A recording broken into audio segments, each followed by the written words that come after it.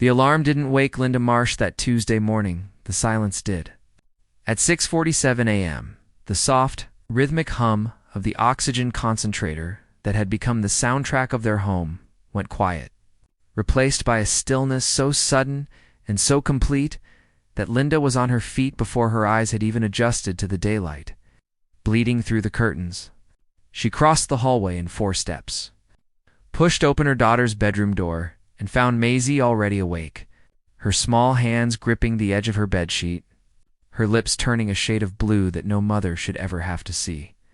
Maisie was 11 years old and had been living with a rare pulmonary condition since she was 3, a diagnosis that had reshaped every corner of their lives. From the layout of their single-story home in the Ridgecrest HOA community to the meticulous schedule Linda kept for her daughter's treatments, medications, and overnight oxygen support. The concentrator wasn't optional. It wasn't a convenience or a luxury item that the HOA board could classify alongside prohibited lawn decorations and unapproved. It was the difference between Maisie waking up and Maisie not waking up. And yet, at 6:47 on a Tuesday morning in late October, someone had made the decision to flip that switch. Linda grabbed her phone off the nightstand with one hand and Maisie's rescue inhaler off the medication shelf with the other. And while she helped her daughter use it, while she counted breaths and pressed her palm gently against Maisie's back and whispered that it was going to be okay, she already suspected she knew who had done this. She had known this moment was coming. She just hadn't believed anyone would actually go through with it. The name that came to mind, the face that rose unbidden, tight-lipped and self-righteous, was Patricia Holloway, the self-appointed enforcer of the Ridgecrest Homeowners Association, a woman who had made it her personal mission over the past 8 months to make Linda's life as difficult as legally, and apparently now physically possible. The 911 operator picked up on the second ring. Linda gave Maisie's name, her age, her condition, and their address in the flat, clipped tones of someone who has rehearsed for emergencies because emergencies had, over the years, become a statistical likelihood rather than an unthinkable possibility. While she spoke, Maisie's color began to improve slightly, the inhaler doing what it was supposed to do, buying time, but Linda knew that the oxygen concentrator needed to be back online before the next treatment window, or they would be looking at a hospital admission. She walked to the breaker panel in the hallway, while still on the phone, and found exactly what she had feared. The external power shut off for Unit 14B. The one that connected to their shared utility panel in the community maintenance corridor had been manually disengaged. Someone had walked into that corridor, opened the panel, and deliberately cut power to her unit, and taped to the breaker handle in the neat, laminated formatting that Patricia Holloway favored for all her HOA correspondence was a notice. It read, "Non-compliant exterior equipment removed per HOA Bylaw 7, Section 4. Appeal process available. P. Holloway, HOA Compliance Officer." Linda stood in the hallway of her home, phone to her ear, emergency services, en route.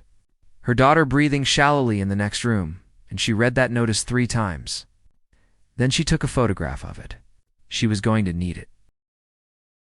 To understand how a woman could walk into a maintenance corridor and cut power to a child's medical equipment, you have to understand Patricia Holloway, not excuse her, not sympathize with her, but understand the particular architecture of her worldview, the way she had constructed an identity almost entirely out of enforcement. Patricia had lived in Ridgecrest for 19 years. She had joined the HOA board 6 years ago as a community standards volunteer, a role she had taken with the kind of quiet, determined intensity that tends to either transform organizations or destroy them. In Patricia's case, it had done a bit of both. Under her oversight, the community had genuinely improved in some measurable ways. Maintenance timelines shortened. Landscaping became more consistent. The perennial problem of unauthorized vehicles and visitor parking finally got addressed. But alongside these genuine accomplishments grew something else, a creeping authoritarianism that other board members found increasingly uncomfortable to push back against. Because Patricia was relentless, because she documented everything. And because she had an almost preternatural ability to find the bylaw that supported whatever position she had already decided to take. She had been waiting for Linda Marsh, or someone like Linda Marsh. That's not a charitable read. It's the conclusion supported by the paper trail, by the sequence and escalation of notices Linda had received over the preceding 8 months. By the way, those notices had moved steadily from the petty to the pointed. It had started with the generator, when Linda had applied to the HOA for permission to install a small, backup power unit for Maisie's medical equipment, a standard, reasonable accommodation request accompanied by a letter from Maisie's pulmonologist and documentation of the ADA requirements that governed the HOA's obligation to respond. Patricia had responded, not with approval but with a counterfiling. The generator, she wrote in an official HOA communication, constituted exterior equipment modification requiring full board review, a noise assessment, and a 30-day community comment period. Linda had complied. She had waited the 30 days. She had attended the board meeting where the generator was discussed, brought Maisie's doctor's letter, answered every question patiently, and received a split vote that ultimately approved the accommodation, but not before Patricia had entered into the official record her formal objection, citing Bylaw 7, Section 4, and noting that in her view, the approval set a precedent that could undermine the community's architectural standards. That was 8 months ago. Since then, the notices had kept coming. The portable ramp Linda had installed for the days when Maisie was too fatigued to navigate the front steps safely, cited. The medical supply delivery van that parked in the guest spot twice a week, cited. The small privacy screen Linda had put up to shield Maisie's outdoor treatment sessions from the street, cited. Each citation was technically grounded in some version of an actual bylaw. Each one was also unmistakably targeted. Linda had filed a formal ADA accommodation grievance with the board 2 months ago. She was still waiting for a response. What she had received instead, apparently, was this: a laminated notice and a cut power line. By 9 o'clock that morning, the paramedics had come and gone. Maisie's oxygen levels had stabilized, and the concentrator was humming again. Linda had bypassed the community panel and run an extension cord to her neighbor Dave Okafer's outdoor outlet, while she waited for the HOA's maintenance contractor to restore the proper connection, a process that took 2 hours and involved 3 phone calls and 1 increasingly terse conversation between Dave and the contractor's dispatcher. Dave was 63, a retired electrician, and he had stood in Linda's doorway for much of that time. Arms crossed, jaw set, was watching the street with the expression of a man deciding something. By the time the contractor's van pulled away, he had decided. He walked back to his house, sat down at his kitchen table, and wrote a post. It wasn't a long post. Dave wasn't a long post kind of person. He described what he had witnessed that morning in plain language. A child had been deprived of medical equipment. An HOA officer had done it. Here was what he knew. Here was what he had seen. He posted it to the Ridgecrest Community Forum, which had about 400 members, and then to the broader neighborhood platform that served the surrounding area, which had closer to 12,000. Within an hour, it had been shared 200 times. Within 3 hours, it had been picked up by a local news aggregator. By early afternoon, a reporter from the regional paper was parked outside Linda's house, and a different reporter from the local television affiliate was parked outside Patricia Holloway's. Patricia did not come to the door. Linda did, composed, clear-eyed, and prepared in the way that people who have been bracing for a fight for 8 months tend to be when the fight finally becomes public.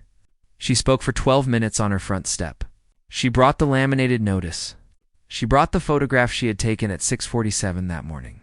She brought Maisie's pulmonologist's letter, which she had kept in a folder by the front door for months because she had known, in the particular way that disabled people and the parents of disabled people learn to know, that she would need documentation the moment someone decided to make her justify her daughter's existence within the community's aesthetic framework. What she said in those 12 minutes was not a performance of grief. She wasn't crying. She wasn't asking for sympathy. She was precise. She laid out the timeline. She named the notices.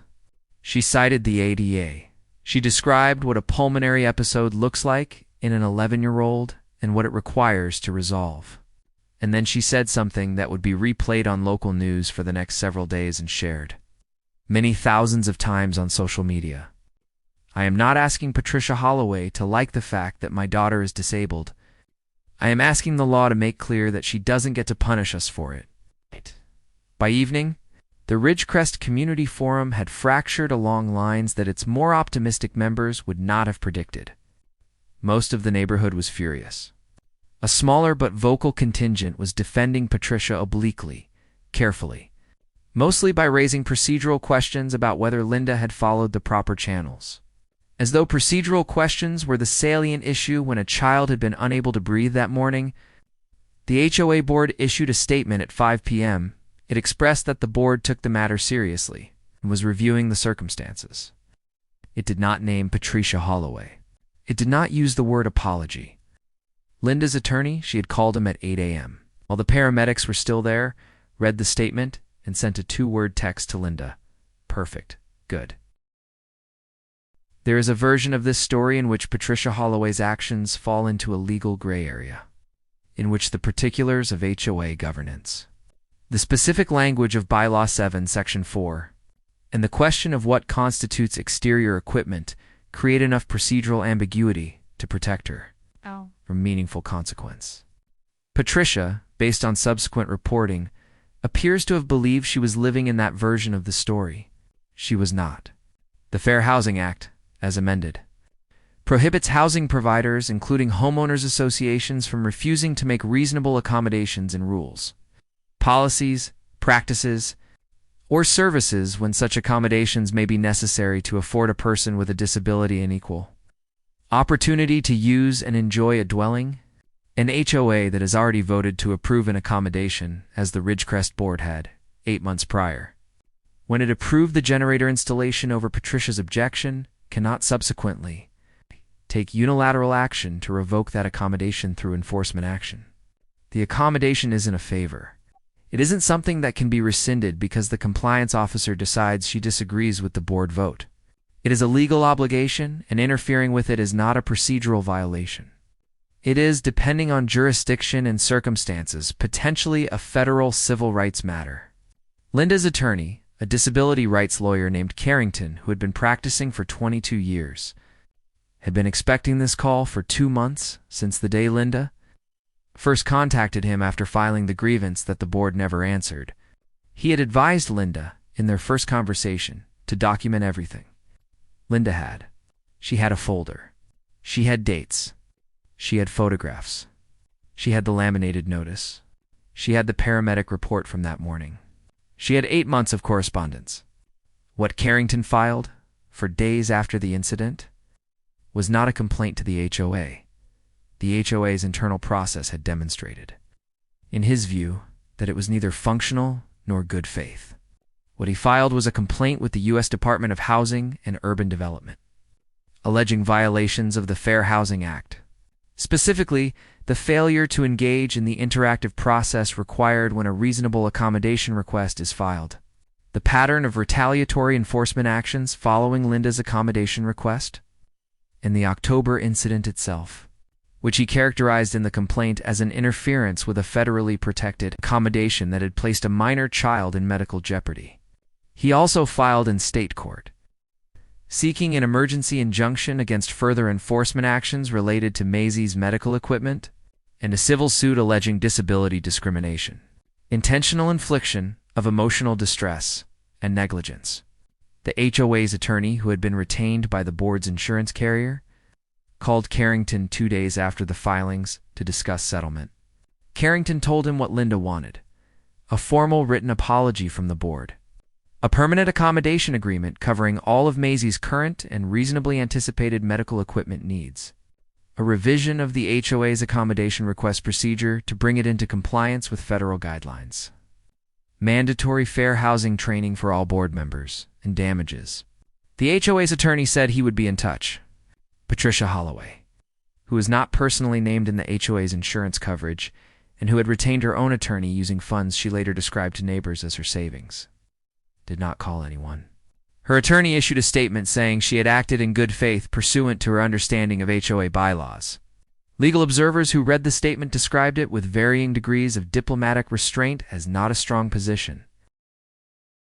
The settlement came 11 weeks later.